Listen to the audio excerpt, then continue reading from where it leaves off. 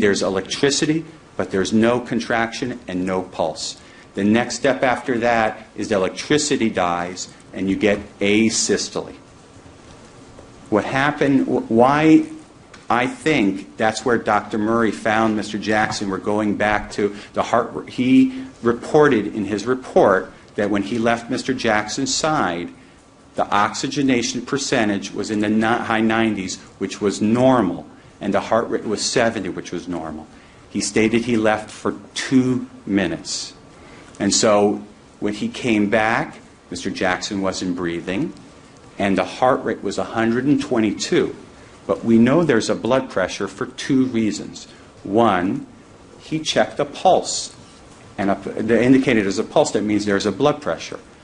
A pulse oximeter will not detect a heart rate unless there is a blood pressure. So we know there was a blood pressure. There was no automated blood pressure cuff to tell us that there was one.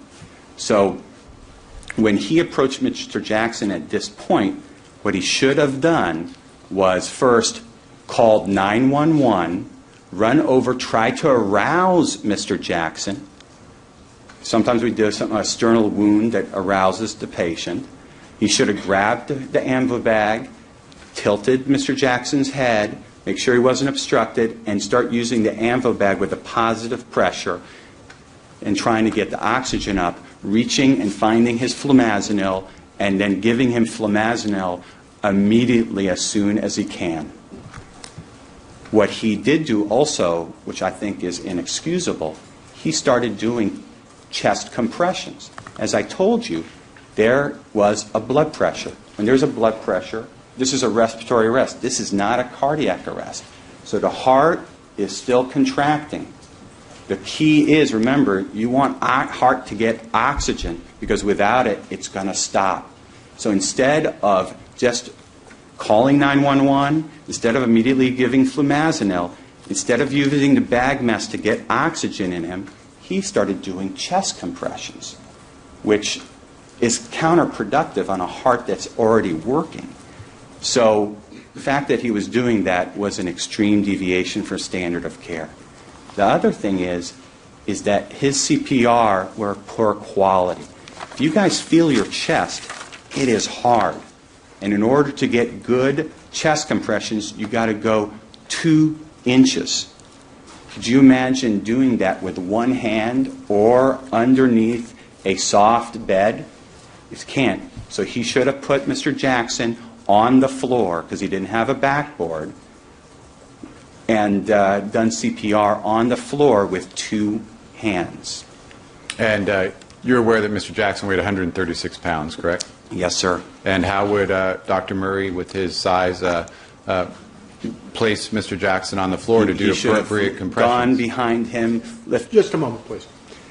Once again, Sorry. It's very important for both parties to just wait till the other speaks. Please, a question and an answer. My fault. And the court reporter needs to get down everything we're saying, so we have to. So you're aware of Dr. Murray's size, and you're aware that Mr. Jackson weighed 136 pounds. How would Dr. Murray put Michael to the floor? I would get behind Mr. Jackson and slide him down. Okay. And you would get behind, I assume, Ms. Brazil doesn't mind, his torso area and under the arms, and just protect the head and let the feet drop? Yes, sir.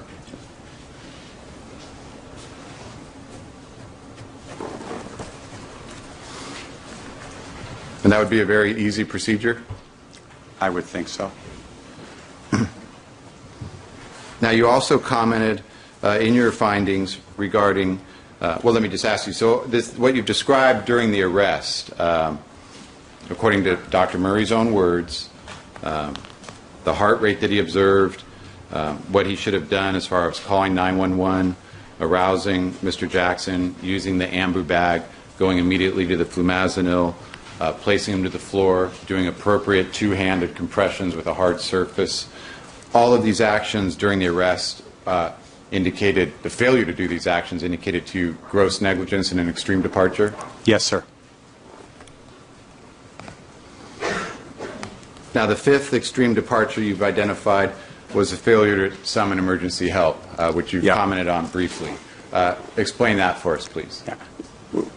It's basic knowledge in America. You don't have to be a healthcare professional. That when someone is down, you need to call 911 for help. Dr. Murray should have known that. When he saw Mr. Jackson down, he should have known, I have none of the equipment to help Mr. Jackson. I have none of the medications. I have no help, any other personnel, medical personnel that can help me. I need to get help quick. And one of the first things you should have done is call 911. There was a significant delay in calling 911. I understand he could have called 911 at the beginning code around noontime, but then there was a significant delay to calling anybody at all. And then when you call 911, instead of calling 911, he called Mr. Amir. Mr. Amir? Michael Amir Williams. Michael Amir Williams. Mr. Michael Amir Williams. Instead of calling 911 and saying, I'm at 100 Carrollwood, come fast, I'm a physician, we're giving CPR, come on over, he calls his assistant, and there's a further delay of at least 8 or 9 more minutes. And let me stop you. You're aware from, again, Dr. Murray's own words, that he admits that he didn't even ask Mr. Williams to then call 911. He did not ask Mr. Williams to call 911. And apparently, the paramedics, the EMS, Emergency Medical Service, they were only about 4 minutes away. So instead of that huge 20-minute delay, I didn't even count, 20-something minute delay, he could have gotten help that he needed within 4 minutes. As a cardiologist, in this type of situation where you have respiratory depression leading to eventually cardiovascular failure, describe the significance of even a 30-second delay or just a 1-minute delay in making that 911 call to get the necessary equipment and assistance to the site. Yeah, we have statistics. I'm not well versed at it, but for every minute that there's a delay in calling EMS during a code situation, there's a less and less chance that that patient will survive. Every minute counts. Every minute counts. And even if the delay, even if the patient may survive, you could have permanent brain damage by delays. Absolutely. Yeah, yes, sir. If the brain doesn't have oxygen for about 10 minutes, there starts to be permanent damage to the brain.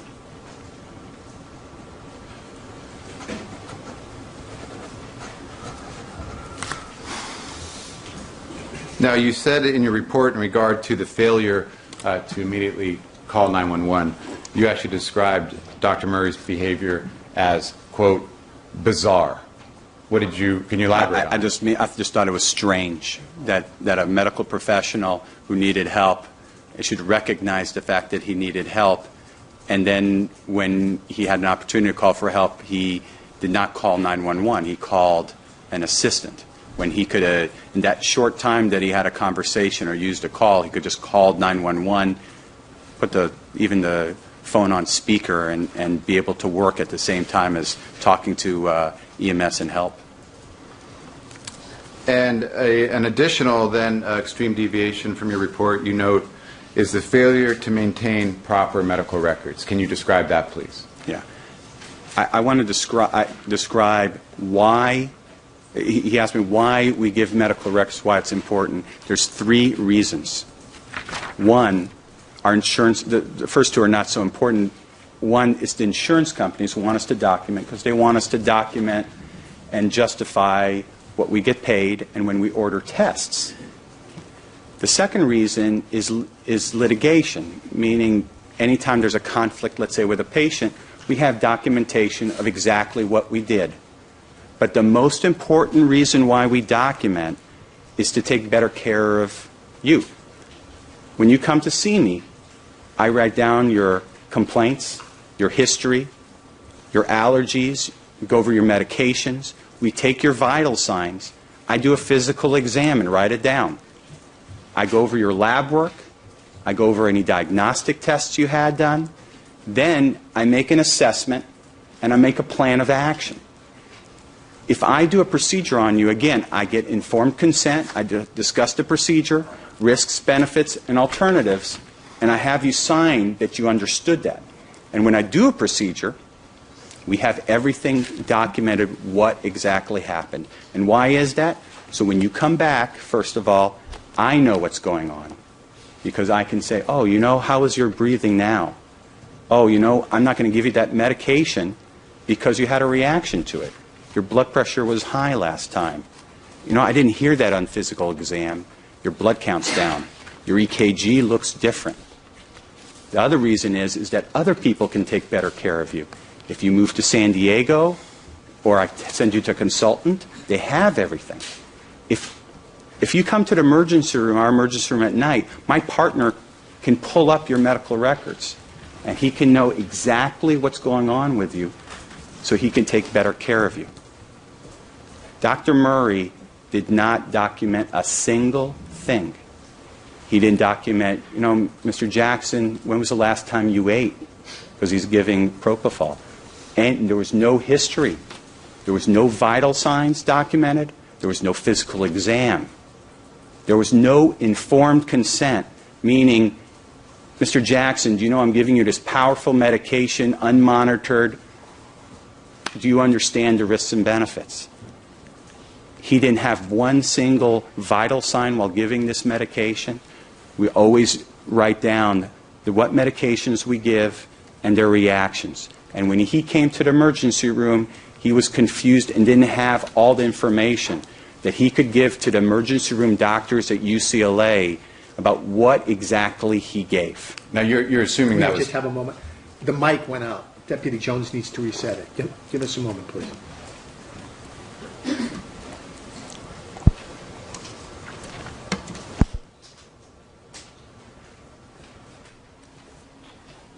Steinberg, want to just flip the mic, see if it's working? Good. Thank you. Sorry.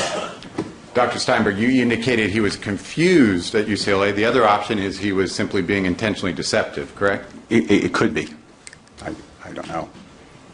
And again, because you're basing your analysis... I'm basing my analysis... Let me finish. We need the question. Sorry. You're basing your analysis on the words of Dr. Murray and giving him the benefit of the doubt, interpreting the evidence as he explained it. Yes. Whether confused or dishonest, Dr. Murray did not have the medical records to provide to the caregivers at UCLA. No, it would have been appropriate for him just to hand over the records. This is what Mr. Jackson got at what time. This is his history. This is what he's on. This is what he's allergic to. And then the doctor would have had all the records of what happened. Now, in reviewing these multiple extreme departures or findings of gross negligence, you concluded in your report that the breaches of the standard of care directly contributed to Michael Jackson's untimely death. Yes, sir. And what did you mean by that? Well, all those deviations, giving propofol in an unmonitored setting without personnel, without appropriate monitoring, without the appropriate equipment, not being prepared,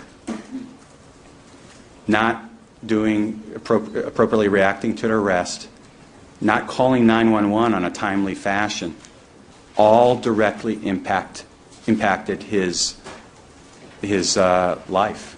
Because if these deviations would not have happened, Mr. Jackson would have been alive. And when administering benzodiazepines, as Dr. Murray said in his interview, and let's just assume only 25 milligrams of propofol, since you're basing your analysis on Dr. Murray's words, in that type of administration in this setting, isn't it absolutely normal and foreseeable risk that you could have respiratory depression and potentially cardiovascular failure? Yes. That's a normal, reasonable